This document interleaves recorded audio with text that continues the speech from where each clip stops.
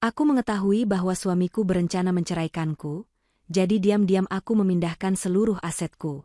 1 minggu kemudian, dia mengajukan gugatan. Tapi dia panik ketika rencananya sepenuhnya berbalik menyerang dirinya sendiri. Sebelum ceritanya dimulai, silakan tulis di kolom komentar dari daerah mana saja teman-teman yang menonton cerita ini. Jangan lupa like dan subscribe agar channel ini bisa semakin berkembang dan bisa mempersembahkan cerita yang lebih menarik lagi. Vini Adhitama menjalani hidup yang diimpikan banyak orang. Dari luar, segalanya tampak sempurna. Ia adalah istri dari Roni, seorang pengusaha properti yang sedang naik daun. Mereka tinggal di sebuah istana modern di kawasan elit, sebuah rumah seluas 1.000 meter persegi yang nilainya ditaksir mencapai 17 miliar rupiah.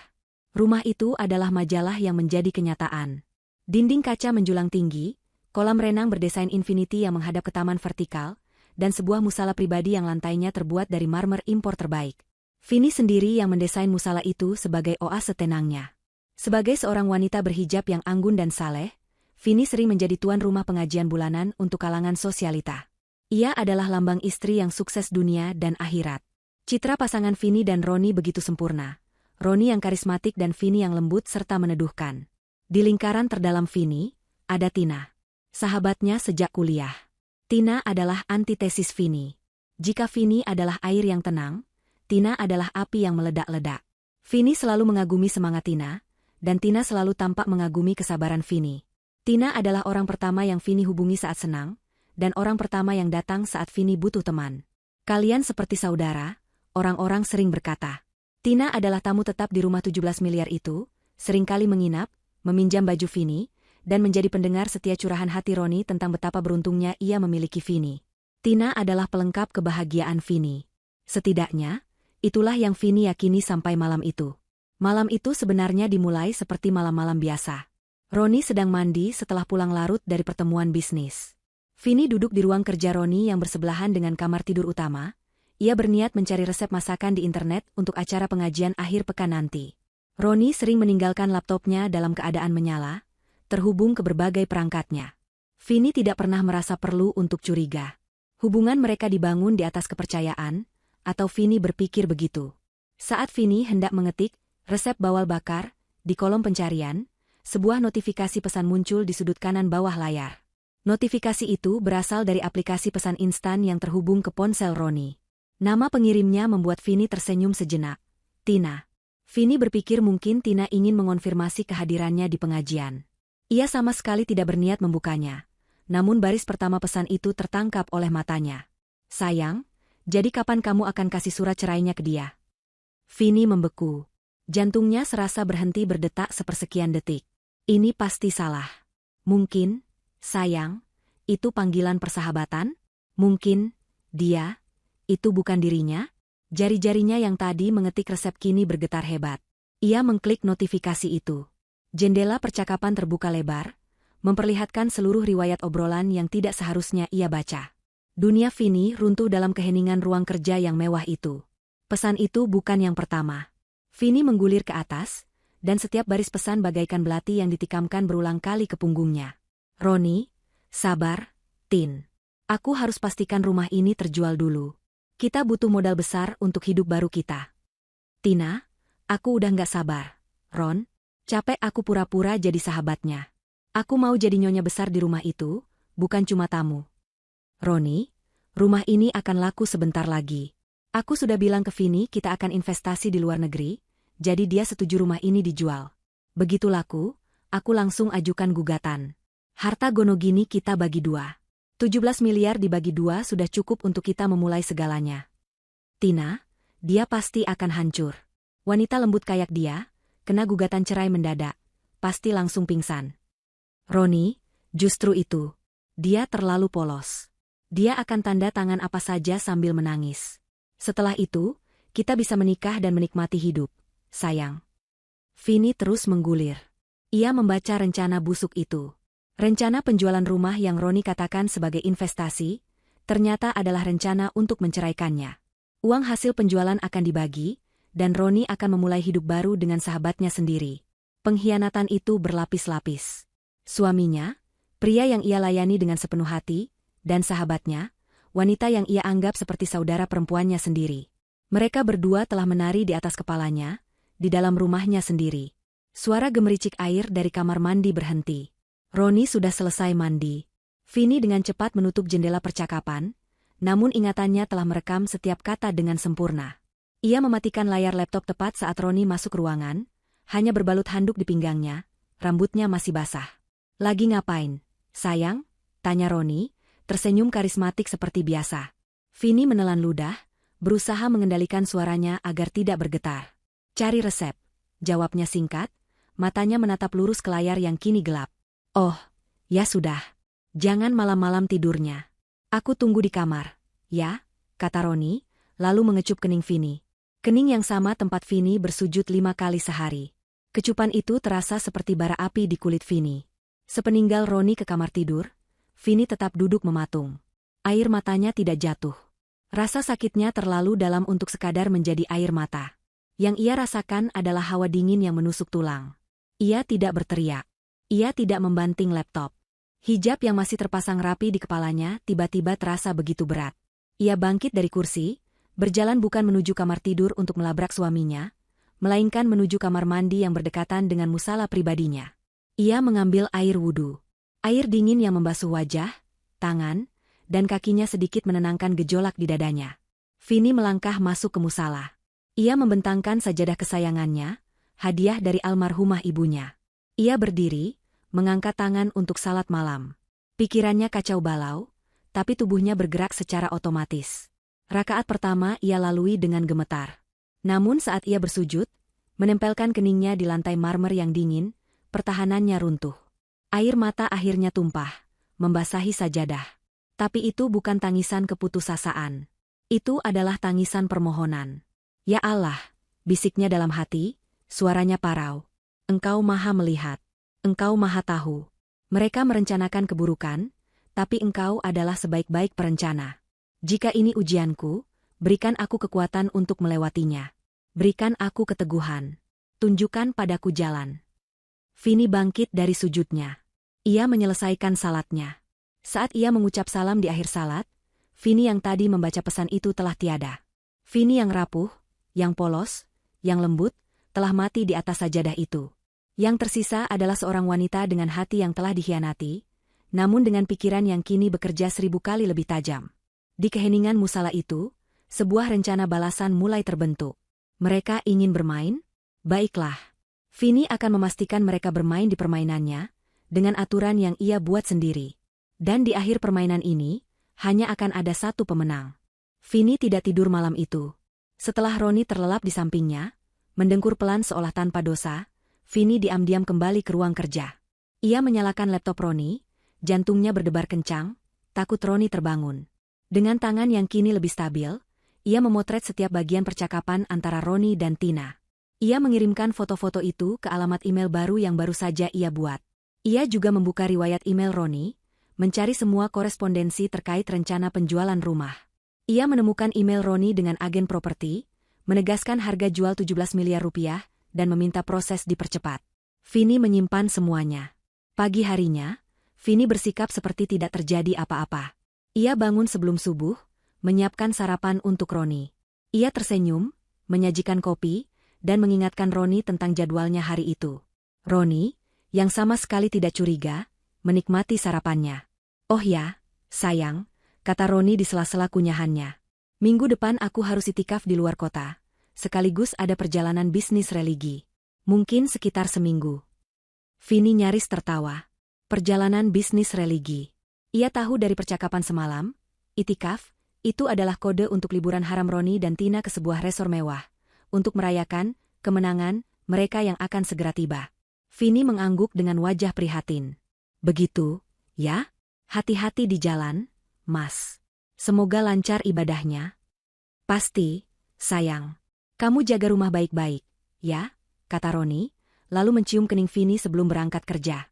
Begitu suara mobil Roni menjauh dari gerbang, wajah lembut Vini mengeras. Ia tidak punya banyak waktu. Ia segera masuk ke ruang kerjanya, bukan untuk mencari resep, tapi untuk mencari pengacara. Ia tidak mencari pengacara perceraian biasa. Ia butuh seseorang yang cerdik, tegas, dan ahli dalam hukum syariah sekaligus hukum perdata. Pencariannya di internet membawanya ke satu nama, Bapak Surya Prawira, seorang pengacara senior yang dikenal tanpa kompromi dan sangat lihai dalam sengketa harta Gonogini. Vini menelepon kantornya menggunakan nomor baru yang ia beli kemarin. Ia tidak membuat janji di kantor. Ia meminta pertemuan di luar, di sebuah kafe kecil yang tidak mencolok di pinggir kota. Siang itu, Vini bertemu dengan Pak Surya. Vini datang membawa sebuah tas jinjing besar. Di hadapan pengacara berwajah tegas itu, Vini tidak menangis. Ia menceritakan kronologinya dengan tenang, jelas, dan lugas. Ia menunjukkan bukti foto percakapan Roni dan Tina. Pak Surya mendengarkan dengan saksama. Ini jelas pengkhianatan, Bu Vini. Kita bisa menuntut mereka atas dasar perzinaan dan tentu saja perceraian, kata Pak Surya. Saya tidak tertarik dengan drama perzinaan, Pak, jawab Vini dengan suara dingin. Itu hanya akan membuang waktu saya. Fokus saya adalah harta. Saya ingin mereka tidak mendapatkan sepeser pun dari apa yang mereka rencanakan. Vini kemudian mengeluarkan setumpuk dokumen dari tasnya. Ini bukti transfer. Pak, rumah 17 miliar itu dibeli lunas. 80% dananya, atau sekitar 13,5 miliar, berasal dari rekening warisan almarhumah ibu saya. Saya punya bukti aliran dananya yang jelas. Ini adalah harta bawaan saya. Sisanya memang dari rekening bersama, tapi sebagian besar juga hasil usaha saya mengelola butik. Mata Pak Surya berbinar. Ini bagus. Ini sangat kuat. Menurut hukum, harta warisan atau harta bawaan tidak termasuk dalam harta Gonogini. Kita bisa buktikan di pengadilan bahwa suami Anda hanya berhak atas sebagian kecil dari rumah itu. Pengadilan butuh waktu lama, Pak, potong Vini. Saya tahu suami saya. Dia licik. Dia akan memutarbalikkan fakta. Dan sahabat saya, dia lebih licik lagi. Mereka menunggu rumah itu terjual untuk menceraikan saya. Saya tidak mau memberi mereka kesempatan itu. Vini berhenti sejenak, lalu mengeluarkan satu lembar dokumen terakhir dari tasnya. Dokumen itu sedikit usang, terlipat di beberapa bagian. Beberapa tahun lalu, Vini memulai ceritanya, kami berencana berinvestasi di Timur Tengah. Rencana itu batal. Tapi untuk mempermudah proses, saya ingat Roni pernah menandatangani banyak dokumen. Salah satunya ini. Vini menyerahkan dokumen itu kepada Pak Surya. Pengacara itu membacanya, alisnya terangkat. Itu adalah surat kuasa menjual. Surat kuasa penuh yang ditandatangani Roni di atas meterai, memberikan kuasa penuh kepada Vini Adhitama untuk menjual aset bersama mereka, termasuk rumah di alamat yang mereka tempati saat ini. Surat itu dibuat untuk keperluan investasi yang batal, tapi tidak pernah dicabut dan tidak memiliki tanggal kedaluarsa. Secara hukum, surat itu masih aktif dan sah. Pak Surya menatap Vini dengan pandangan berbeda. Ini bukan sekadar klien yang sedang patah hati. Ini adalah seorang ahli strategi. Bu Vini, kata Pak Surya, suaranya kini penuh kekaguman. Ini adalah senjata pamungkas. Dengan surat ini, Anda tidak perlu menunggu gugatan cerai. Anda bisa menjual rumah itu kapan saja, atas nama Anda. Itulah rencana saya, Pak, kata Vini. Roni akan pergi, itikaf, minggu depan selama seminggu. Saya ingin, dalam seminggu itu, rumah senilai 17 miliar itu sudah terjual lunas. Pak Surya tersenyum tipis. Penjualan properti semahal itu biasanya butuh waktu, Bu. Tapi bukan berarti tidak mungkin. Kita butuh pembeli yang tepat, yang punya dana tunai, dan bisa bergerak cepat. Saya sudah memikirkannya, kata Vini. Ada seorang konglomerat dermawan, rekanan bisnis almarhum ayah saya. Beliau sudah lama ingin membeli properti di area itu untuk dijadikan kantor pusat yayasan amal milik keluarganya. Beliau tidak suka publisitas. Penjualan off-market dan rahasia adalah keahliannya. Saya akan menghubunginya. Rencana itu terbentuk dengan cepat. Pak Surya akan menyiapkan semua dokumen legalitasnya, memastikan penjualan itu sah dan tidak bisa digugat. Vini akan menghubungi calon pembeli. Waktu mereka sempit. Anda yakin ingin melakukan ini, Bu Vini? Tanya Pak Surya sekali lagi, ingin memastikan kesiapan mental kliennya. Ini adalah langkah yang sangat besar. Begitu Anda lakukan, tidak ada jalan untuk kembali. Vini merapikan hijabnya. Tatapannya lurus dan mantap. Pak Surya, suami saya berencana mengambil harta warisan ibu saya untuk bersenang-senang dengan wanita lain. Mereka meremehkan saya karena saya terlihat lembut. Mereka pikir saya akan hancur dan menangis. Saya tidak hanya ingin bercerai. Saya ingin mengambil kembali setiap sen yang menjadi hak saya. Saya ingin memastikan, Saat mereka pikir mereka akan menang, saat itulah mereka kehilangan segalanya. Vini berdiri. Tolong siapkan dokumennya secepat mungkin. Pak, minggu depan, saat suami saya sedang beribadah, saya akan mengurus investasi saya sendiri. Vini meninggalkan kafe itu dengan langkah tegap, meninggalkan Pak Surya yang tersenyum kagum. Perang ini akan sangat menarik. Pagi hari keberangkatan Roni adalah sebuah sandiwara yang memuakan. Roni keluar dari kamar dengan pakaian koko putih bersih, wangi parfum mahal, dan tasbih di pergelangan tangannya. Ia tampak seperti seorang ahli ibadah yang siap menyucikan diri. Ia memeluk Vini di depan pintu, pelukan yang terasa hampa dan dingin di kulit Vini. Mas berangkat dulu, ya? Doakan itikafnya lancar. Aku titip rumah, ya? Nanti kalau ada kabar dari agen properti soal penjualan rumah, kabari Mas secepatnya. Vini mengangguk, memasang wajah sendu yang Roni harapkan. Pasti, Mas. Hati-hati di jalan. Semoga ibadahnya diterima, jawab Vini, sambil mencium punggung tangan Roni. Sebuah ritual yang kini terasa seperti memegang bangkai. Roni tersenyum puas. Ia mengusap kepala Vini yang tertutup hijab. Kamu memang istri salihah. Vini menahan keinginannya untuk muntah. Ia berdiri di teras, melambaikan tangan sampai mobil mewah Roni menghilang di tikungan. Saat gerbang otomatis menutup dengan suara desisan pelan, senyum di wajah Vini lenyap seketika. Ia berbalik, masuk ke dalam rumah, dan mengunci pintu. Ia tidak lagi membuang waktu. Vini yang lembut dan sabar telah pergi bersama mobil Roni. Yang tersisa adalah Vini sang eksekutor. Ia segera berganti pakaian. Gamis rumahan yang lembut ia ganti dengan setelan blazer dan celana panjang yang profesional, tetap dengan hijab yang ia tata rapi namun tegas. Ia mengambil tas kerjanya, memastikan semua dokumen, termasuk surat kuasa asli, ada di dalamnya. Hal pertama yang ia lakukan adalah menelepon Pak Surya, pengacaranya. Beliau sudah berangkat. Pak, waktu kita seminggu. Saya akan hubungi pembelinya sekarang. Tujuan Vini berikutnya adalah panggilan telepon ke Pak Suryadi, seorang konglomerat dermawan yang merupakan sahabat lama almarhum ayahnya. Vini menjelaskan niatnya dengan cepat dan lugas. Ia tidak bercerita tentang perceraiannya, ia hanya fokus pada bisnis. Selamat pagi, Om Suryadi. Ini Vini, putri almarhum Pak Adhitama. Saya ingat Om dulu pernah tertarik dengan lokasi rumah saya. Kebetulan, saya ada mandat penuh untuk menjual rumah ini dengan cepat. Saya ingin menawarkannya kepada Om terlebih dahulu sebelum masuk ke pasar.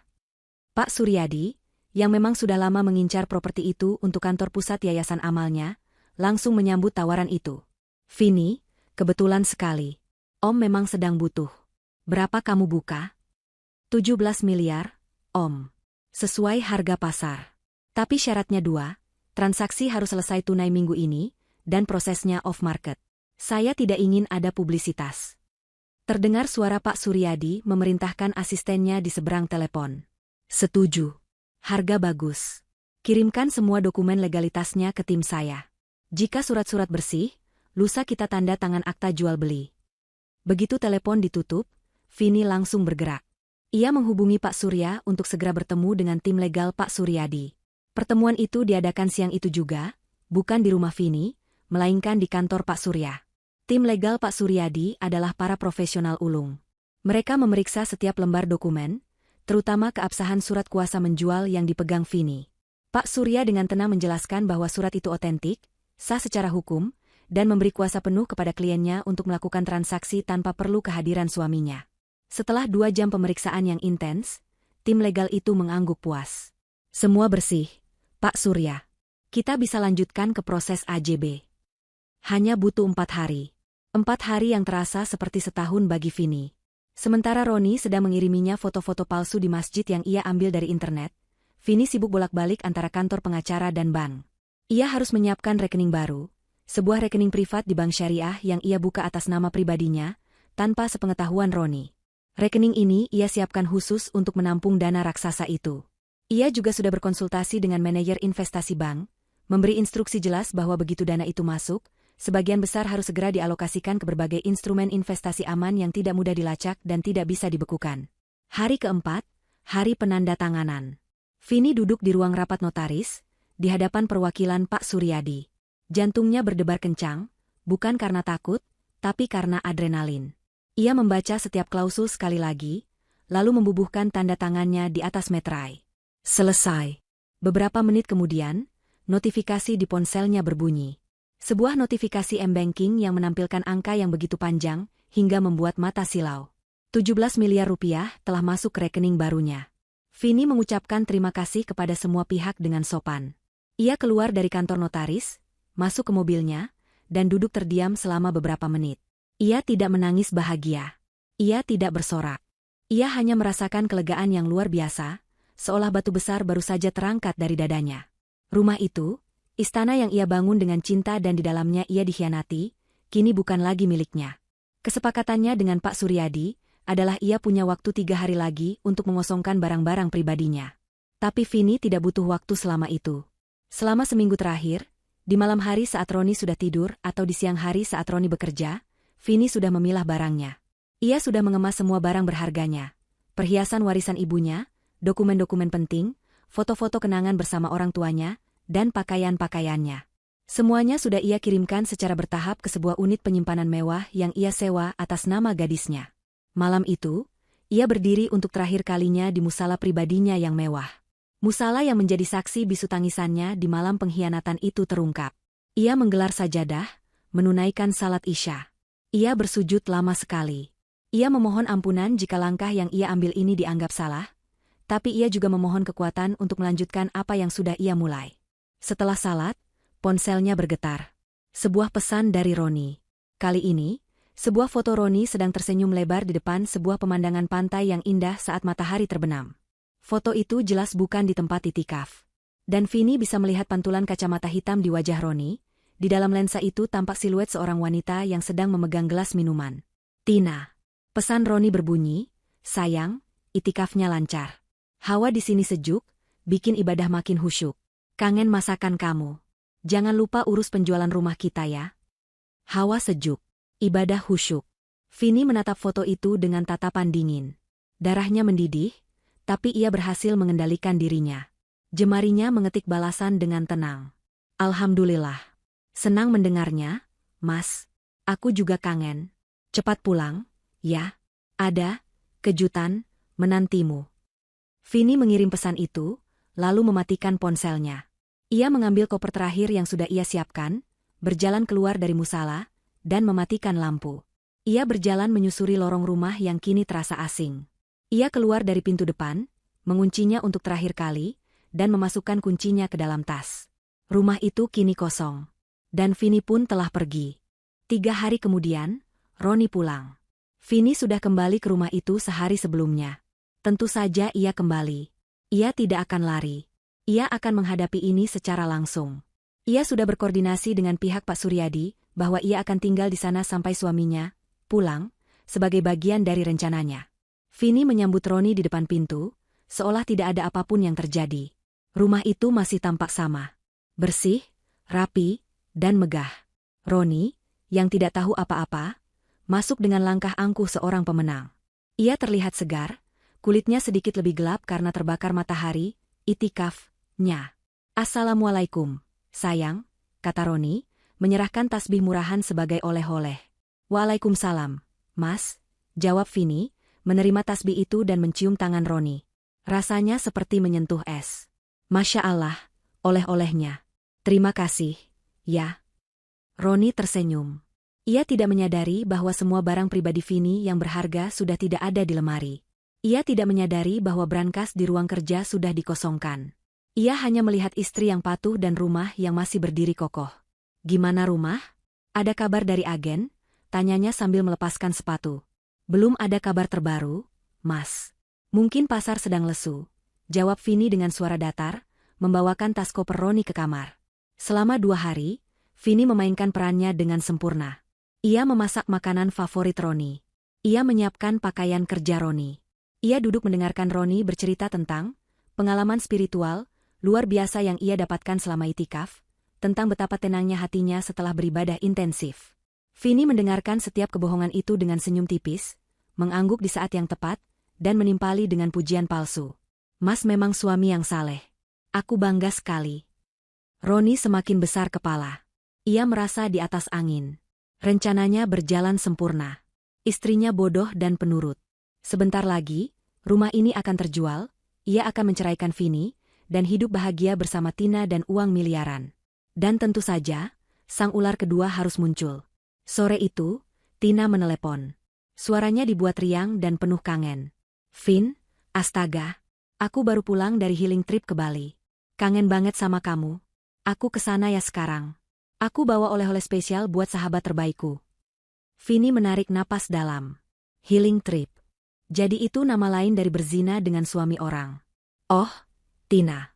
Tentu saja. Datanglah. Aku juga kangen," jawab Vini, suaranya dibuat antusias. 1 jam kemudian, Tina tiba. Ia turun dari mobil sportnya, memakai gaun musim panas yang modis, dan kacamata hitam besar. Ia berlari kecil memeluk Vini di teras. "Vini, sayang. Ya ampun, kamu kelihatan pucat." "Kurusannya," katanya, matanya memindai Vini dari atas ke bawah dengan tatapan pura-pura khawatir. "Hanya sedikit lelah, Tin. Masuk, yuk. Mas Roni juga ada di dalam," kata Vini. Mata Tina berbinar sesaat ketika mendengar nama Roni, tapi ia cepat-cepat menyembunyikannya. Mereka bertiga kini duduk di ruang tamu mewah. Ruang tamu yang sama yang akan segera menjadi kantor yayasan. Ironi itu hampir membuat Vini tertawa. Roni dan Tina saling melempar pandang sekilas, pandangan penuh rahasia yang mereka pikir tidak Vini sadari. "Jadi, gimana healing tripnya, Tin?" tanya Vini, sambil menyajikan teh melati. "Oh, luar biasa, Vin. Benar-benar membuka mata. Aku jadi sadar apa yang penting dalam hidup," kata Tina, sambil melirik Roni. "Kita harus berani mengambil apa yang kita inginkan. Kita harus berani melepaskan apa yang tidak lagi sejalan." "Wah, dalam sekali," timpal Roni, tersenyum ke arah Tina. "Sama seperti itikaf saya. Saya juga dapat banyak pencerahan." Vini memandang dua pengkhianat di depannya. Mereka begitu nyaman dengan kebohongan mereka. "Aku senang kalian berdua mendapatkan pencerahan," kata Vini pelan. "Oh ya, Vin," Tina tiba-tiba meraih tangan Vini. Genggamannya erat. "Soal Roni, dia nggak aneh-aneh, kan, selama aku pergi? Maksudku, kamu tahu, laki-laki kalau lagi sukses, suka banyak godaan. Kamu itu terlalu baik, Vin, terlalu polos. Kamu harus lebih hati-hati. Jangan sampai ada pelakor yang merusak rumah tangga kalian." Ucapan itu, yang datang dari mulut sang pelakor sendiri, begitu menusuk dan absurd sehingga Vini benar-benar harus menahan tawa. Ia menatap Tina lurus di matanya. "Kamu benar, Tin. Aku memang terlalu baik. Tapi aku sedang belajar." Roni, yang merasa percakapan itu berbahaya, segera mengalihkan pembicaraan. "Ah, sudahlah. Ngomong-ngomong, Tin, kamu harus lihat koleksi batu akik baru saya." Roni lalu mengajak Tina ke ruang kerjanya, memberi mereka waktu berduaan yang Vini tahu mereka inginkan. Vini tetap duduk di ruang tamu, meminum tehnya dengan tenang. Ia mendengar tawa cekikikan Tina dari dalam ruang kerja. Setelah beberapa lama, mereka keluar. Tina pamit pulang. Di depan pintu, Tina memeluk Vini erat sekali lagi. "Jaga dirimu baik-baik ya, Vin. Serius. Kamu sahabat terbaikku. Ingat, apapun yang terjadi, aku akan selalu ada di pihakmu. Aku akan selalu mendukungmu." Vini membalas pelukan itu, menepuk punggung Tina pelan, lebih pelan dari biasanya. "Terima kasih, Tin," bisik Vini tepat di telinga Tina. Suaranya tenang dan dingin. "Persahabatan sepertimu sangat langka. Ini adalah anugerah yang harus disyukuri. Dan aku akan memastikan kamu mendapatkan syukur yang setimpal dengan semua perbuatanmu." Tina melepaskan pelukannya. Ia merasa ada yang aneh dengan nada bicara Vini. Ada firasat buruk yang melintas sekejap. Tapi Vini sudah tersenyum manis seperti biasa. "Hati-hati di jalannya, Tin." Tina mengabaikan firasatnya. Ia tertawa, mengibaskan rambutnya, dan berjalan menuju mobilnya. Vini menutup pintu. Senyumnya langsung lenyap. Wajahnya kembali datar. Ia melirik jam di dinding. Semuanya berjalan sesuai rencana. Waktu bermain sudah selesai. Besok adalah hari di mana bom itu akan meledak. Dan Vini sudah tidak sabar memegang remotenya. Hari-hari setelah kepulangan Roni dan kunjungan Tina berjalan dalam ketegangan yang hanya bisa dirasakan oleh Vini. Di permukaan, segalanya normal. Vini tetap menjadi istri yang patuh. Ia memasak, membersihkan, dan tersenyum pada suaminya. Namun di dalam, Vini adalah seorang prajurit yang sedang menghitung mundur di dalam bentengnya. Ia adalah singa betina yang diam, mengamati mangsanya yang tidak sadar, menunggu mereka melakukan satu gerakan salah terakhir.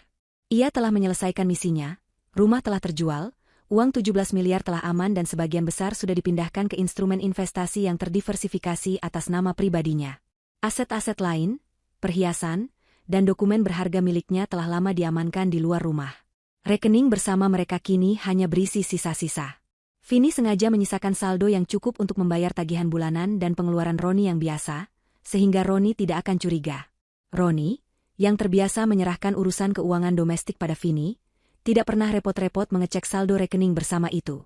Ia hanya tahu cara menggesek kartu kredit, yang tagihannya juga masih dibayar Vini dari rekening itu. Ia bodoh dan sombong, kombinasi yang sempurna untuk kehancuran. Sementara Vini menunggu dengan tenang, Roni mulai menunjukkan kegelisahannya. Tapi bukan karena curiga pada Vini, melainkan karena rencananya sendiri. Penjualan rumah yang ia gagas, yang ia tidak tahu sudah dieksekusi oleh Vini, terasa lambat di pihaknya. Ia beberapa kali menelepon agen properti yang seharusnya ia gunakan. Vini mendengarnya dari ruang sebelah, Roni membentak-bentak di telepon. Bagaimana mungkin belum ada penawaran serius? Ini properti prime. Saya butuh penjualan ini cepat. Cari pembeli, atau saya cari agen lain. Vini tersenyum tipis mendengarnya. Roni sedang berteriak pada angin. Agen properti itu tentu saja bingung, karena setiap kali mereka membawa calon pembeli, yang diatur Roni, Vini selalu punya cara halus untuk menolaknya dengan alasan yang dibuat-buat. Oh, maaf, hari ini sedang ada pengajian, atau, maaf, sepertinya sedang ada perbaikan pipa di area taman. Tentu saja Vini menolak, karena rumah itu sudah bukan miliknya lagi. Ia hanya mengulur waktu sampai Roni melancarkan serangan terakhirnya. Di hari ketiga setelah Roni pulang, Vini merasa inilah saatnya. Ia butuh kepastian kapan bom itu akan dijatuhkan. Malam itu, Roni kembali mandi lama, kebiasaannya. Vini melangkah ke ruang kerja. Laptop Roni terbuka, seperti biasa. Pria itu terlalu percaya diri dengan kepolosan istrinya. Vini membuka aplikasi pesan. Percakapan dengan Tina langsung muncul di atas. Tina, gimana, Ron? Jadi kapan? Aku udah muak lihat foto-fotonya di pengajian terbaru. Pura-pura suci. Roni, sabar, sayang. Agenku bilang pasarnya lagi lambat. Aku dorong terus. Tina, lambat. Atau kamu yang gak berani ceraikan dia? Kamu masih sayang sama istri berhijabmu itu? Roni, jangan konyol. Mana mungkin. Aku cuma sayang sama kamu dan uangnya. Oke, aku gak akan nunggu rumah terjual. Kelamaan. Aku akan ceraikan dia sekarang. Pengacaraku bilang kita bisa ajukan gugatan, nanti soal harta kita urus belakangan. Justru lebih bagus, dia kaget, dia gak akan siap. Tina, nah, gitu dong. Kapan? Roni, besok. Aku sudah suruh pengacaraku siapkan suratnya. Besok lusa, surat itu akan sampai di rumah. Aku akan pastikan aku ada di sana untuk melihat wajahnya saat dia membacanya. Ini akan jadi pertunjukan yang hebat. Vini memotret percakapan itu dengan ponsel barunya yang tersembunyi. Besok lusa, batinnya. Berarti ia punya waktu 48 jam. Ia menutup laptop itu. Jantungnya berdebar, bukan karena takut, tapi karena antisipasi. Jam 0, telah ditentukan. Pertunjukan akan segera dimulai, dan Roni benar, ini akan jadi pertunjukan yang hebat. Tapi Roni salah tentang siapa yang akan menjadi penonton, dan siapa yang akan menjadi badut utamanya. Malam terakhir sebelum hari H, Vini memutuskan untuk memasak makan malam yang istimewa. Ia memasak rendang, makanan favorit Roni, dengan resep warisan almarhumah ibunya. Ia menata meja makan dengan indah, lengkap dengan lilin. Roni, yang baru pulang kerja, terkejut dan senang. Wah, tumben sekali, sayang. Ada acara apa ini? Tanya Roni, senyumnya lebar. Tidak ada apa-apa, Mas. Hanya ingin berterima kasih. Untuk segalanya, kata Vini lembut. Roni tertawa. Ia mengira ini adalah bentuk terima kasih Vini karena telah menjadi suami yang baik. Ia makan dengan lahap, memuji masakan Vini setinggi langit. Rendang buatanmu memang yang terbaik, Vin. Nggak ada yang bisa ngalahin. Makanlah yang banyak, Mas. Habiskan, kata Vini sambil menuangkan air ke gelas Roni. Vini memandangi suaminya yang sedang makan. Pria yang ia cintai, atau setidaknya pernah ia cintai. Pria yang telah berbagi tempat tidur dengannya, dan pria yang sama yang telah merencanakan untuk menghancurkannya bersama sahabatnya sendiri. Tidak ada lagi cinta yang tersisa. Tidak ada lagi kesedihan. Yang ada hanya rasa jijik yang dingin dan tuntas. Nikmati makanan terakhirmu di rumah ini, Roni, bisik Vini dalam hatinya. Nikmati senyum terakhirku. Karena besok, semua ini akan menjadi abu. Roni menghabiskan piring ketiganya, sama sekali tidak menyadari bahwa ia baru saja menyantap hidangan terakhir dari sang terpidana. Keesokan harinya, Vini bangun seperti biasa. Ia salat subuh, ia menyiapkan sarapan, ia mengantar Roni ke pintu. Roni berpamitan dengan ciuman di kening yang Vini terima dengan kepasifan yang sempurna. Mas mungkin agak siang pulang, ada rapat penting, kata Roni. Vini tahu, rapat penting, itu adalah kode. Roni akan pulang tepat pada waktunya untuk menyambut kedatangan surat gugatan itu. Vini menghabiskan paginya dengan tenang. Ia menyirami tanaman anggrek kesayangannya. Ia mengepak satu tas kecil terakhir, sebuah tas jinjing berisi dompet, paspor, ponsel barunya, dan kunci unit penyimpanan. Ia meletakkan tas itu di meja konsol dekat pintu. Ia kemudian duduk di ruang tamu yang megah itu, dengan secangkir teh kamomil di tangannya. Ia mengenakan gamis katun yang sederhana namun elegan, hijabnya tertata rapi. Ia siap. Tepat pukul 2 siang, suara sepeda motor berhenti di depan gerbang. Bel berbunyi. Vini melihat dari jendela. Seorang kurir berseragam oranye. Tak lama kemudian, mobil Roni masuk ke halaman. Roni pasti sudah menunggu di tikungan jalan. Sangat teatrikal. Vini tetap duduk. Ia mendengar Roni membuka pintu, berbicara dengan kurir, lalu menutup pintu. Langkah kaki Roni terdengar di lantai marmer, mendekat ke ruang tamu. Vini tidak menoleh. Ia hanya menyesap tehnya. Jam 0 telah tiba. Roni masuk ke ruang tamu dengan langkah yang sengaja diperlambat. Di tangannya, tergenggam sebuah amplop coklat besar berlogo sebuah firma hukum ternama. Ia memasang ekspresi yang telah ia latih di depan cermin, campuran antara kesedihan, penyesalan, dan ketegasan. Ia berharap Vini akan bertanya, "Surat apa itu, Mas?" sehingga ia bisa memulai drama. Tapi Vini tetap diam. Ia hanya duduk di sana, menatap taman melalui jendela kaca, tampak begitu tenang. Keheningan Vini yang tak terduga ini sedikit merusak naskah Roni, tapi ia memutuskan untuk tetap melanjutkan. Ia berdeham. "Vini," panggilnya dengan suara berat yang dibuat-buat. Vini menoleh perlahan. Matanya jernih, tidak ada ketakutan di sana. "Ya, Mas." Ada yang harus Mas bicarakan." Roni berjalan mendekat, meletakkan amplop itu di atas meja kopi di antara mereka. Ia duduk di sofa di seberang Vini. Ia menatap istrinya, menunggu reaksi. Ia mengharapkan kebingungan, kegelisahan. Tapi yang ia dapatkan hanyalah tatapan tenang. "Ini berat, Vini. Sangat berat." Roni memulai monolognya. "Mas sudah berpikir lama. Kita sudah berbeda. Visi kita sudah tidak sejalan lagi." Ia mendorong amplop itu perlahan ke arah Vini. Mungkin ini yang terbaik untuk kita berdua." Vini menunduk, menatap amplop coklat itu. Ia tidak menyentuhnya. Roni, yang tidak sabar dengan keheningan ini, mengambil amplop itu, merobek segelnya dengan gerakan dramatis, dan mengeluarkan setumpuk kertas. Ia meletakkannya di depan Vini. Di halaman paling atas, tertulis dengan huruf kapital yang tebal, "Surat gugatan cerai." "Maafkan aku, Vini," kata Roni, suaranya kini penuh penyesalan palsu. Aku harap kamu bisa mengerti. Inilah saatnya." Roni mencondongkan tubuhnya ke depan, siap menahan badai. Ia siap untuk tangisan. Ia siap untuk teriakan. "Kenapa, Mas? Apa salahku?" Ia siap untuk Vini yang berlutut memohon. Ia siap untuk drama kehancuran seorang istri salehah yang dunianya baru saja diruntuhkan. Keheningan memenuhi ruangan itu selama beberapa detik. Vini menatap kertas-kertas itu. Roni menunggu. Lalu, sesuatu yang sama sekali tidak Roni duga terjadi. Bibir Vini bergetar. Bukan karena menahan tangis, tapi karena menahan tawa. Sebuah senyum kecil tersungging, lalu berubah menjadi tawa kecil. Tawa itu tumbuh. Vini mengangkat wajahnya, menatap Roni, dan tertawa. Bukan tawa histeris atau tangisan yang disamarkan. Itu adalah tawa yang jernih, lepas, dan penuh kelegaan. Seolah-olah beban terberat di dunia baru saja diangkat dari pundaknya. Roni membeku.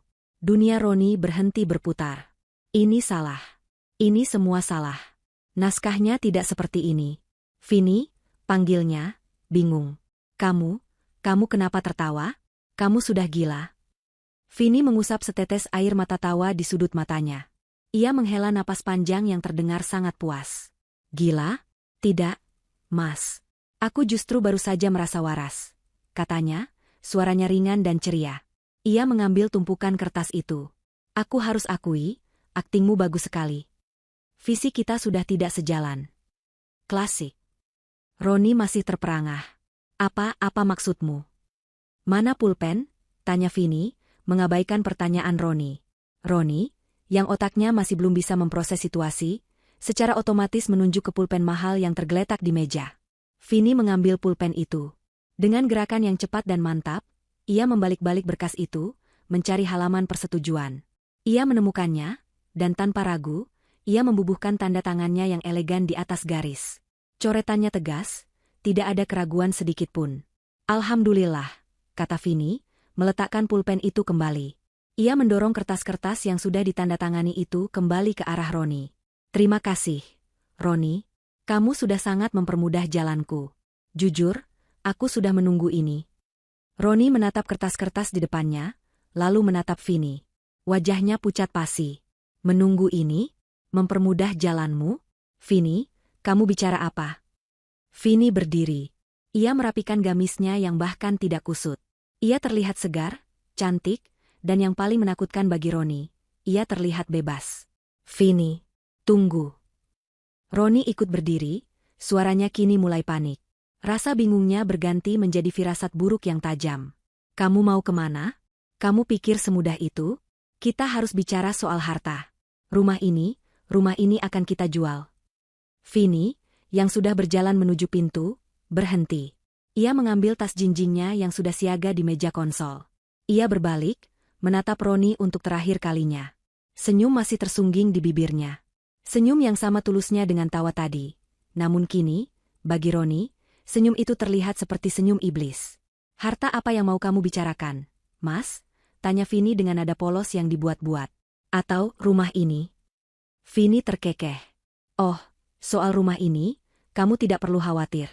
Rumah ini sudah laku terjual. Minggu lalu. Rahang Roni jatuh. Apa?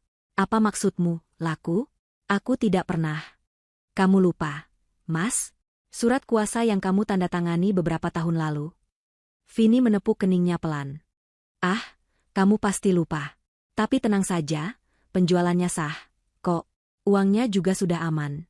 Di tempatku. Roni terhuyung mundur seolah baru saja ditinju. Kamu. Aku apa, Roni?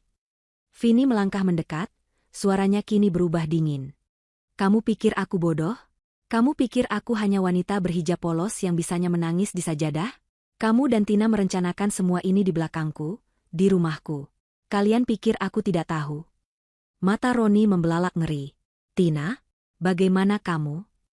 Vini tertawa lagi, kali ini tawa yang dingin.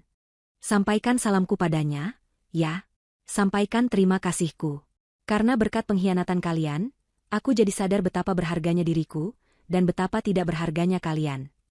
Vini berbalik, membuka pintu depan. Udara segar dari luar menyambutnya. Vini, jangan pergi. Vini, uangnya. Itu uang kita. Roni berteriak, panik, berlari mengejar Vini. Vini berhenti di ambang pintu, tidak menoleh ke belakang. Oh, dan sampaikan juga pada Tina, katanya, suaranya terdengar jelas di ruang tamu yang kini terasa hampa. Aku harap dia menikmati semua yang akan kalian dapatkan dariku. Yaitu, tidak ada. Dengan itu, Vini melangkah keluar dari ambang pintu, melangkah ke dalam kehidupan barunya. Ia menutup pintu di belakangnya. Bukan membantingnya. Ia menutupnya dengan pelan dan pasti. Klik. Suara kunci itu terdengar seperti paku terakhir yang ditancapkan di peti mati Roni. Roni berdiri mematung di ruang tamu yang megah. Ruangan yang ia pikir akan menjadi miliknya. Kertas-kertas gugatan cerai yang sudah ditandatangani Vini tergeletak di meja. Tawa Vini yang merdeka masih terngiang-ngiang. Rumah ini sudah laku. Uangnya sudah aman di tempatku. Firasat buruk itu kini telah berubah menjadi kepanikan murni. Sesuatu yang sangat salah telah terjadi. Rencananya tidak hanya gagal, tapi telah berbalik 180 derajat dan menghantam wajahnya sendiri. Roni berdiri mematung di tengah ruang tamu yang kini terasa asing dan dingin. Tawa Vini yang jernih dan kejam masih terngiang di telinganya, bercampur dengan suara klik pelan dari pintu yang tertutup. Pintu itu bukan hanya menutup akses Vini ke rumah, tapi juga menutup seluruh masa depan Roni. Kertas-kertas gugatan cerai di atas meja, yang beberapa menit lalu ia anggap sebagai senjata kemenangannya, kini terlihat seperti surat kematiannya sendiri. Rumah ini sudah laku, uangnya aman di tempatku, bagaimana kamu tahu, Tina? Setiap kata adalah paku yang menancap di otaknya. Kepanikan murni menjalari pembuluh darahnya, terasa dingin dan menusuk. Ini tidak mungkin.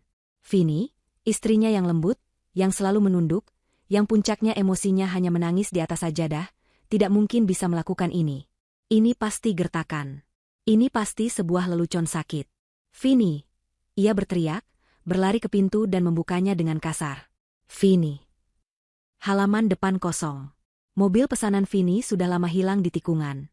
Hanya ada suara angin sore yang berdesir. Roni mencengkeram kusen pintu. Napasnya memburu. Dia harus membuktikannya. Dia harus membuktikan Vini berbohong. Dia berlari ke ruang kerja, membanting pintunya.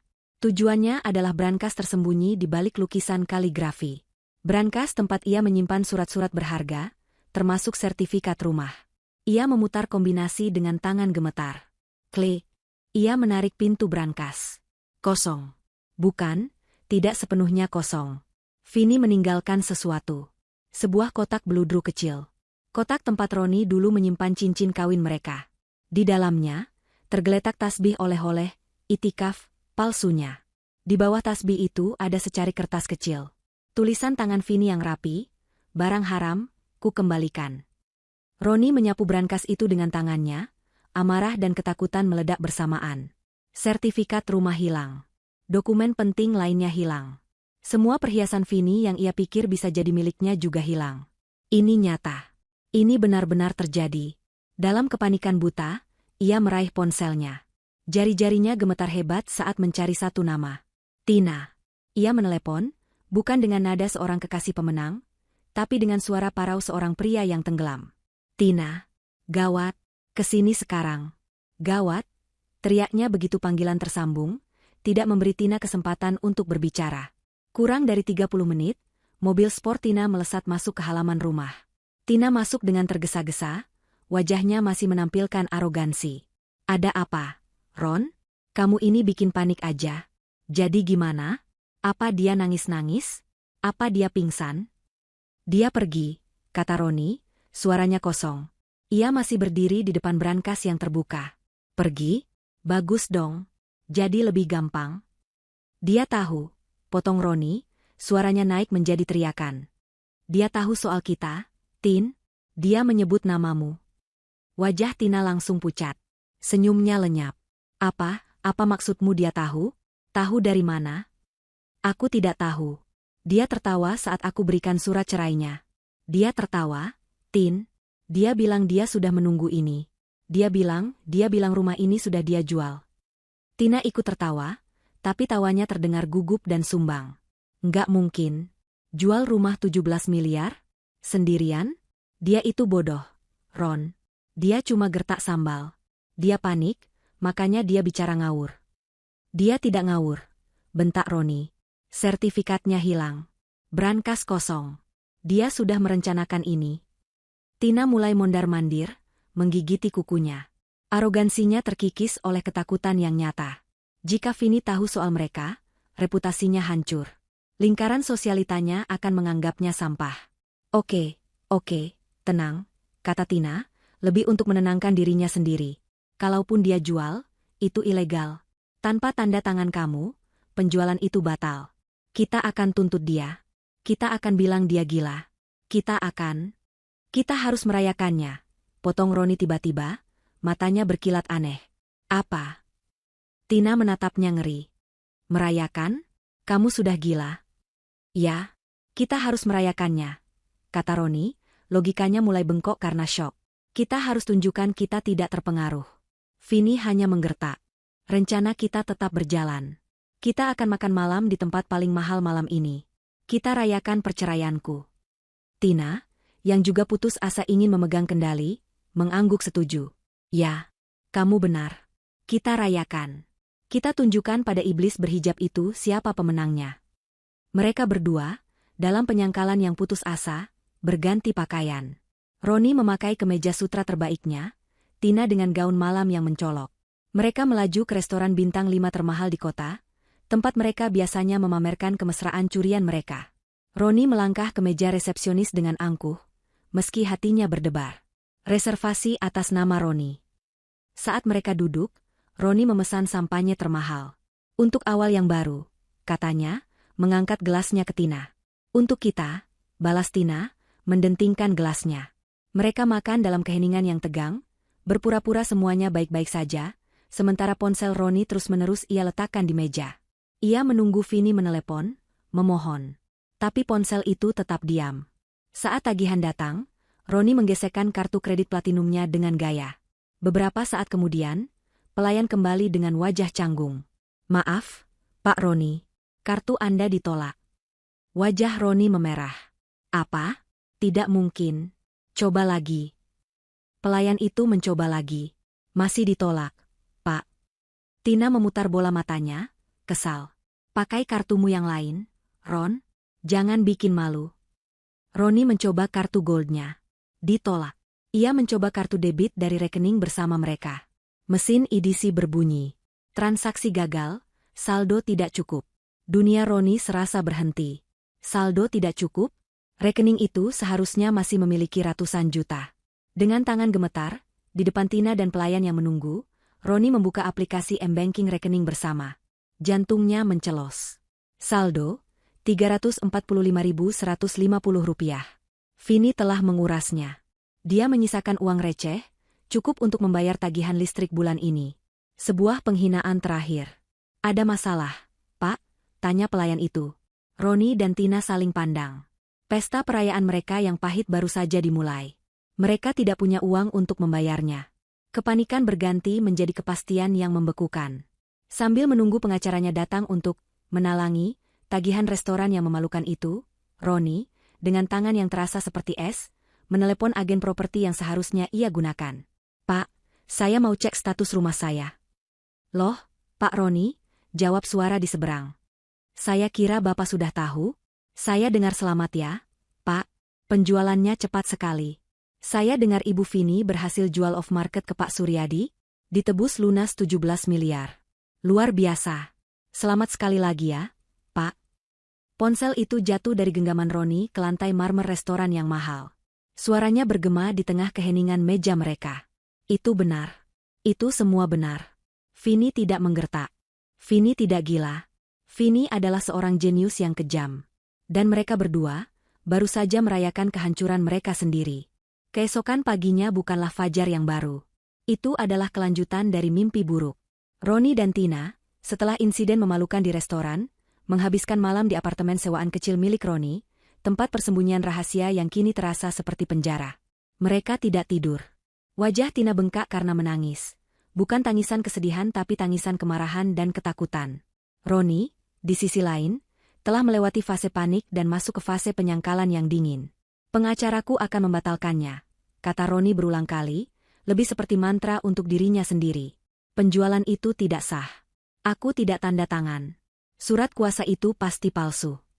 Pagi itu juga, mereka berdua, dengan pakaian kusut yang sama dengan semalam, menyerbu kantor pengacara Roni, Pak Firman. Mereka menerobos masuk ruangan Pak Firman tanpa membuat janji. Anda harus batalkan penjualan rumah saya, sembur Roni, menggebrak meja. Istri saya menipu saya. Dia menjualnya di belakang saya. Pak Firman, seorang pengacara yang biasanya tenang, terkejut melihat kliennya yang acak-acakan. Tenang, Pak Roni. Jelaskan pelan-pelan. Apa maksud Anda, menjual rumah?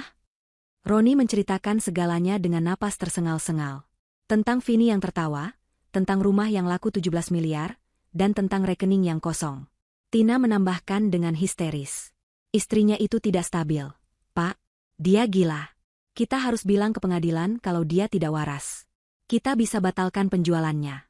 Kan? Uangnya. Pak Firman memijat keningnya. Ia mendengarkan, lalu mengajukan satu pertanyaan krusial. Pak Roni, istri Anda bilang dia menggunakan surat kuasa.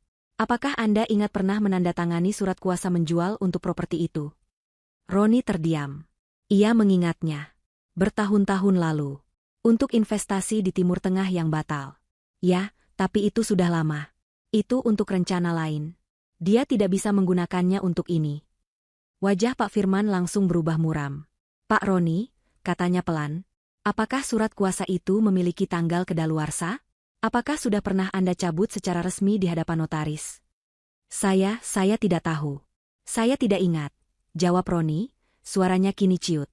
Kalau begitu, kita dalam masalah besar, kata Pak Firman. Jika surat kuasa itu asli, tidak kedaluarsa, dan tidak pernah dicabut, maka Ibu Vini bertindak 100% legal sebagai perwakilan Anda. Penjualan itu sah di mata hukum. Dia tidak butuh tanda tangan Anda lagi. Roni merosot di kursinya. Tidak mungkin. Tapi uangnya, teriak Tina, mencengkeram lengan baju pengacara itu. Uang 17 miliar itu harta Gonogini. Kita harus menuntut itu. Kita harus bekukan rekeningnya sekarang. Ya, itu satu-satunya jalan kita, kata Pak Firman, mencoba mengambil alih situasi. Kita tidak bisa membatalkan penjualannya, tapi kita bisa mengejar uang hasil penjualannya. Kita akan ajukan gugatan balasan atas pembagian harta bersama. Kita akan... Perkataan Pak Firman terputus saat sekretarisnya masuk ke ruangan dengan wajah gugup. Maaf, Pak. Ada kurir. Paket mendesak untuk Bapak, terkait klien Bapak, Pak Roni. Bawa ke sini, bentak Roni. Sekretaris itu meletakkan sebuah kotak dokumen tebal di atas meja Pak Firman. Pengirimnya, Surya Prawira Associates. Pak Firman terbelalak. Surya Prawira? Tanyanya, suaranya terdengar ngeri. Roni dan Tina tidak mengerti. Siapa itu? Tanya Roni. Dia pengacara kelas kakap. Dijuluki, Hiu. Vini menyewa Surya Prawira? Ya Tuhan. Pak Firman sadar bahwa Vini tidak bermain-main. Dengan tangan sedikit gemetar, Pak Firman membuka kotak itu. Di dalamnya bukan proposal damai. Bukan surat negosiasi. Isinya adalah setumpuk dokumen yang dijilid rapi. Di halaman depan, sebuah surat pengantar. Pak Firman membacanya, dan wajahnya berubah dari muram menjadi putih pucat seperti kertas. Apa, Pak? Apa isinya? Desak Tina. Pak Firman menelan ludah. Ia menatap Roni dengan tatapan yang Roni tidak pernah lihat sebelumnya. Campuran antara kasihan dan ngeri. Ini adalah pemberitahuan, katanya pelan. Pemberitahuan apa? Beberapa minggu terakhir, sebuah perusahaan investasi bernama PT Cahaya Investama telah membeli seluruh utang bisnis Anda, Pak Roni. Roni mengerutkan kening. Utang? Apa hubungannya? Bisnis Roni memang tidak secemerlang kelihatannya. Ia banyak berutang di bank untuk membiayai gaya hidupnya, mengandalkan penjualan rumah 17 miliar itu untuk melunasinya. Perusahaan ini, lanjut Pak Firman, telah mengumpulkan semua tagihan Anda dari 3 bank berbeda. Total utang Anda yang jatuh tempo saat ini adalah 3,5 miliar rupiah.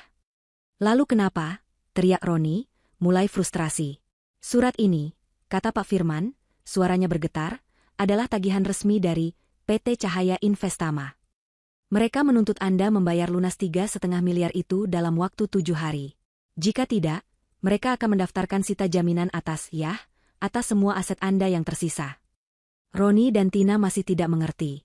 Kita tidak punya aset lagi. Vini mengambil semuanya.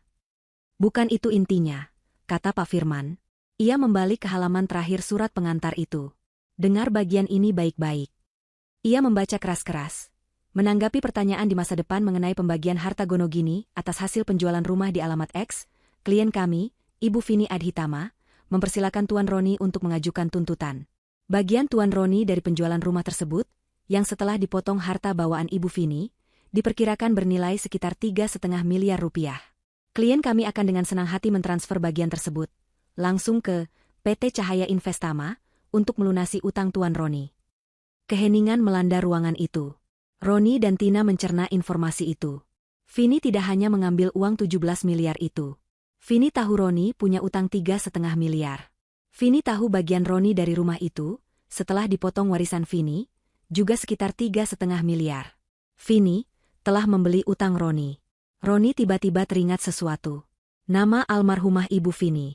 Nur Cahaya. PT Cahaya Investama. Ya Tuhan, bisik Roni. Vini tidak hanya mengambil uangnya. Dia tidak hanya membuatnya bangkrut. Dia telah mengubah dirinya dari istri menjadi penagih utang. Roni tidak hanya kehilangan hartanya. Dia kini secara hukum berutang pada wanita yang baru saja ia ceraikan. Vini telah menguncinya. Dia tidak akan mendapatkan sepeser pun. Tidak ada. Nol. Tina menatap Roni yang kini menunduk, tubuhnya gemetar menahan syok. Pria yang ia bela, pria yang ia pikir adalah tiketnya menuju kekayaan, kini adalah seorang pengemis yang terlilit utang. Dan parahnya lagi, ia terlilit utang pada wanita yang baru saja mereka hianati. Ruang mediasi di pengadilan agama itu terasa pengap dan tegang. Ini bukan ruang sidang utama, tapi sebuah ruangan yang lebih kecil, yang seharusnya ditujukan untuk mencari jalan damai. Namun, tidak ada aura damai di ruangan ini. Udaranya syarat dengan kebencian dan keputusasaan. Di satu sisi meja, duduk Vini Adhitama. Ia tampak tenang, seperti air di telaga yang dalam. Ia mengenakan gamis sederhana berwarna biru pastel, hijabnya tertata rapi tanpa celah. Di sampingnya duduk Pak Surya Prawira, pengacara berjuluk Hiu, itu, yang sedang menata dokumen-dokumen tebalnya dengan presisi yang menakutkan. Di seberang meja, situasinya kontras. Roni duduk membungkuk, rahangnya mengeras, matanya merah. Ia terlihat lelah dan jauh lebih tua dari usianya. Di sampingnya adalah pengacaranya, Pak Firman, yang wajahnya tampak tegang. Dan di kursi yang sedikit di belakang Roni, duduk Tina. Kehadirannya di ruang mediasi sebenarnya tidak lazim, karena ia bukan pihak yang berperkara. Tapi Roni bersikeras membawanya sebagai saksi moral, sebuah keputusan bodoh yang hanya menunjukkan arogansinya yang tersisa. Tina mengenakan kacamata hitam besar seolah ingin bersembunyi, tapi jemarinya yang mengetuk-ngetuk tas bermereknya dengan gugup menunjukkan ketakutan yang ia rasakan. Seorang mediator dari pengadilan, seorang pria parubaya yang bijak, duduk di ujung meja. "Baik," katanya, suaranya berusaha menenangkan. "Kita di sini untuk mediasi. Saya harap kita bisa menemukan titik temu, terutama soal harta bersama." "Tidak ada titik temu," potong Roni, suaranya kasar. Pak Firman meletakkan tangan di lengan kliennya, menyuruhnya diam, tapi sudah terlambat. Pak Firman berdeham dan mengambil alih. "Bapak mediator, dengan hormat. Pihak kami datang ke sini karena telah terjadi kezaliman yang luar biasa. Klien kami, Pak Roni, telah ditipu mentah-mentah oleh istrinya sendiri." Pak Firman memulai serangannya. Ia berbicara dengan suara lantang, penuh gairah palsu, seolah sedang berpidato di depan juri. Ia melukiskan gambaran Vini sebagai seorang istri yang tidak stabil secara emosional, yang cemburu buta, dan yang telah menyalahgunakan kepercayaan suaminya. "Bayangkan, Pak," serunya, menunjuk ke arah Vini. "Ibu Vini, dengan dalih surat kuasa lama yang sudah tidak relevan, secara diam-diam menjual aset terbesar klien kami. Sebuah rumah senilai 17 miliar rupiah. Dijual tanpa sepengetahuan suaminya. Ini adalah perbuatan melawan hukum. Ini adalah penipuan." Tina mengangguk-angguk setuju di belakang Roni, seolah membenarkan. Roni menatap Vini dengan kebencian murni. "Dia gila, Pak. Dia mencuri uang saya," tambah Roni, tak bisa menahan diri. Pak Firman melanjutkan. "Oleh karena itu, kami menuntut 3 hal. Pertama, kami menuntut agar pernikahan ini dibatalkan, bukan hanya diceraikan, karena ada unsur penipuan. Kedua, kami menuntut agar penjualan rumah itu dibatalkan dan sertifikatnya dikembalikan. Ketiga, jika pembatalan tidak mungkin, kami menuntut pembagian 100% dari uang 17 miliar itu sebagai ganti rugi atas kerugian material dan moral yang diderita klien kami." Ibu Vini telah bertindak di luar kewarasannya. Setelah Pak Firman selesai dengan pidatonya yang berapi-api, ruangan menjadi hening. Sang mediator tampak tertekan. Ia menoleh ke sisi Vini. "Dari pihak Ibu Vini, ada tanggapan?" "Pak Surya." Pak Surya Prawira, yang sedari tadi hanya dia mengamati, perlahan-lahan merapikan kacamatanya. Ia tidak meninggikan suaranya. Ia tidak perlu. Saat ia bicara, suaranya tenang, dalam, dan mematikan. "Terima kasih, Bapak Mediator," Pak Surya memulai. "Saya menghargai semangat rekan saya, Pak Firman, dalam membela kliennya. Sayangnya, semangat saja tidak cukup jika tidak didasari fakta hukum." Pak Surya mengambil dokumen pertama. Fakta pertama, soal penjualan rumah. "Rekan saya bilang, surat kuasa lama yang tidak relevan.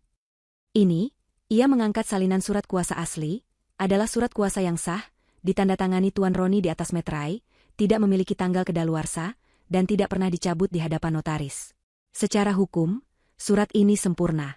Klien saya bertindak 100% legal sebagai perwakilan sah Tuan Roni." Ia mengambil dokumen kedua. Kedua, rekan saya bilang penjualan itu, diam-diam.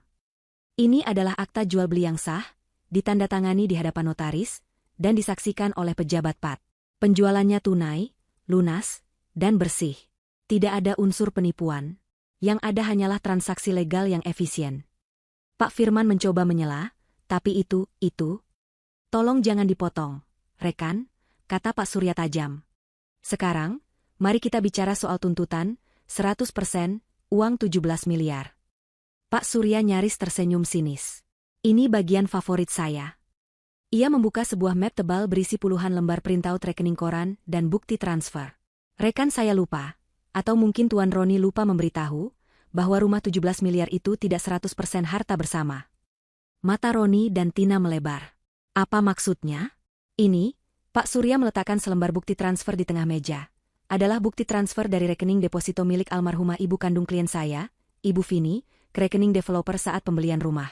Jumlahnya, 13 miliar 500 juta rupiah.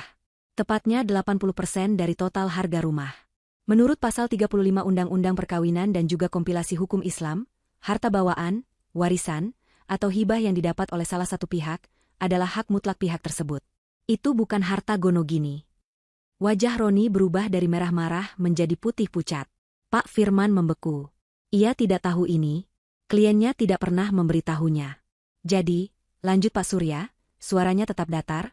Uang 17 miliar yang Anda tuntut itu, 80%-nya adalah hak mutlak klien saya sejak awal. Kita tidak sedang membicarakan 17 miliar. Kita hanya sedang membicarakan 20% sisanya.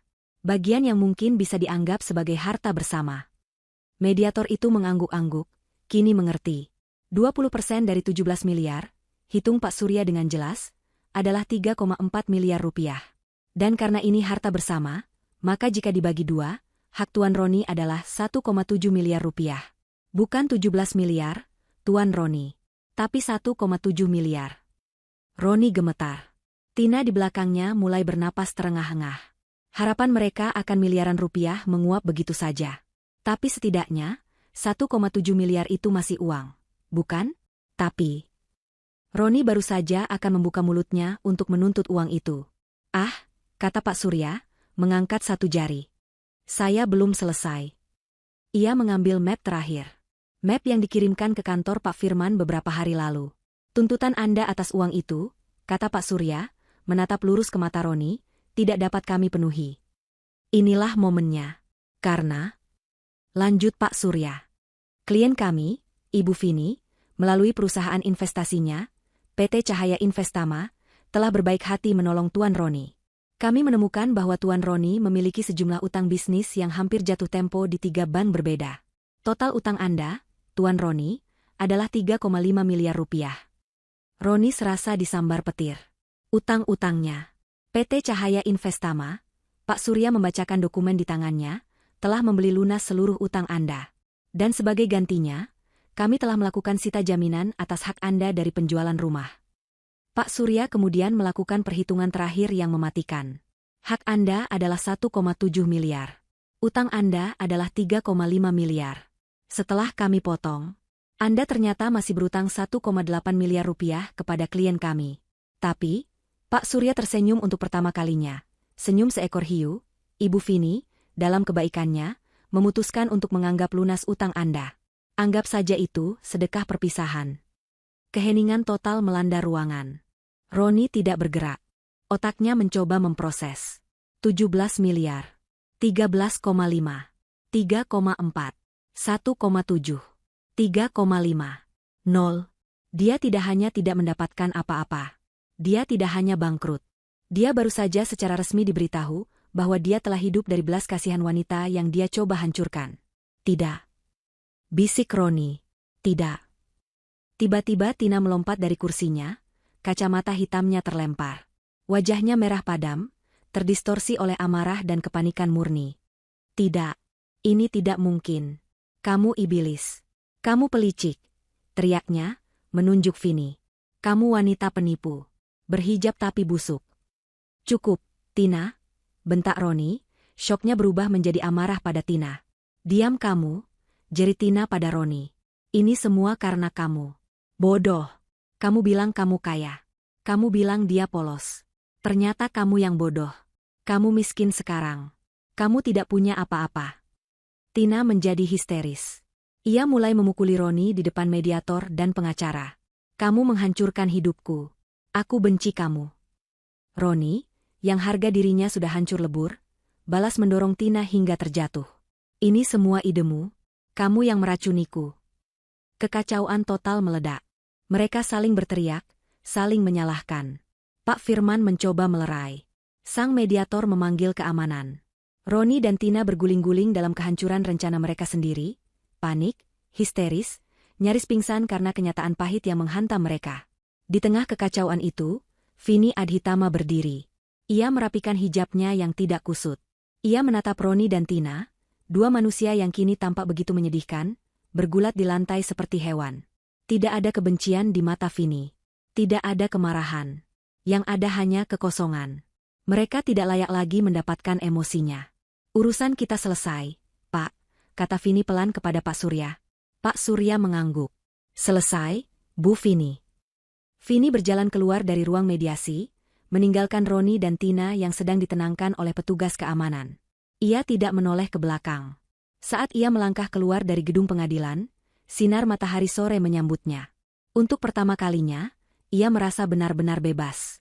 6 bulan telah berlalu sejak hari perhitungan di pengadilan agama itu. Kehidupan telah berjalan ke arah yang sangat berbeda bagi mereka bertiga. Bagi Roni, kehidupan adalah neraka di bumi. Dia benar-benar bangkrut. Tanpa uang penjualan rumah, bisnisnya yang sudah goyah langsung kolaps. Dia dinyatakan pailit. Apartemen sewaan mewah, tempatnya bertemu Tina telah disita. Mobilnya ditarik leasing. Dia kini tinggal di sebuah kamar kos sempit dan pengap di pinggiran kota. Ironi yang pahit bagi pria yang pernah tinggal di rumah 17 miliar. Reputasinya hancur. Tidak ada yang mau berbisnis dengannya.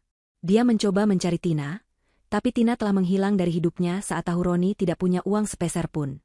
Roni kini adalah pria yang hancur, sendirian, menghabiskan hari-harinya meratapi kebodohannya, dihantui oleh tawa Vini yang merdeka dan senyum dingin Pak Surya.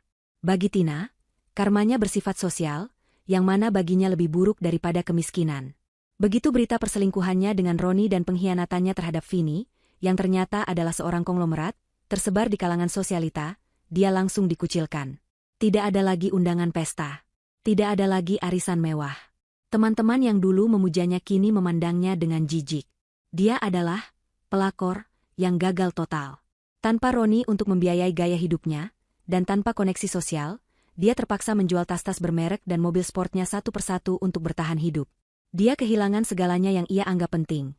Status, kekaguman, dan kemewahan. Dia menjadi paria, persis seperti yang selalu ia takuti. Dan Vini Adhitama tidak ada lagi di Indonesia. Dia tidak sedang berlibur di Bali atau merenung di Mekah. Pemandangan di depannya adalah gemerlap lampu kota Istanbul di malam hari, terlihat dari jendela penthouse yang menjulang dari lantai ke lantai di sebuah gedung pencakar langit modern. Ini bukan rumah tinggalnya.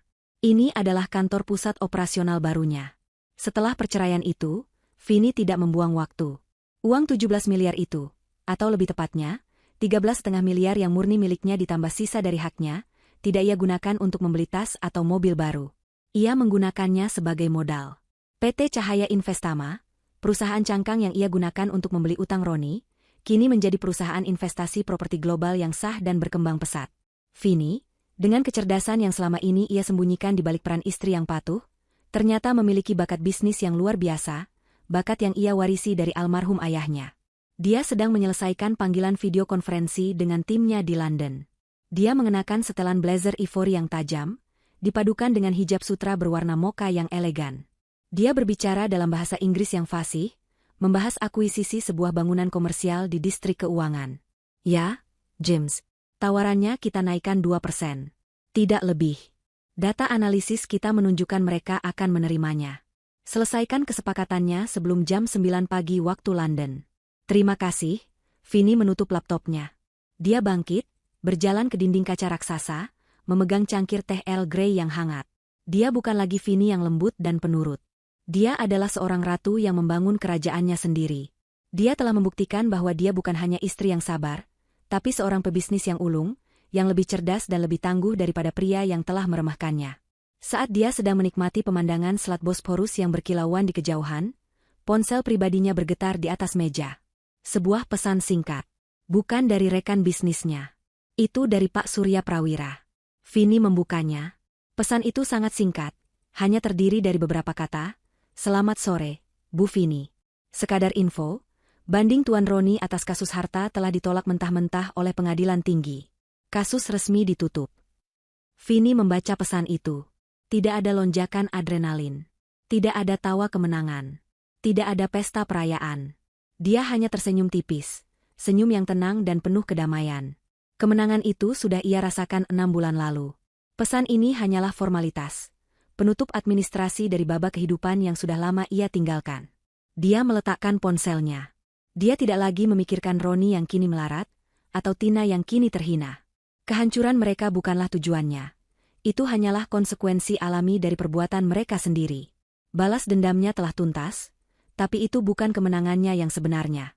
Kemenangannya yang sejati adalah ini, berdiri di puncak dunia, dibangun di atas puing-puing pengkhianatan, memegang kendali penuh atas takdirnya sendiri. Vini menyesap tehnya. Malam masih panjang, dan ia punya kerajaan untuk dibangun. Dia menarik napas dalam-dalam, menghirup udara kebebasan, dan kembali bekerja. Tawa terakhir adalah miliknya, tawa yang tenang, kuat, dan abadi.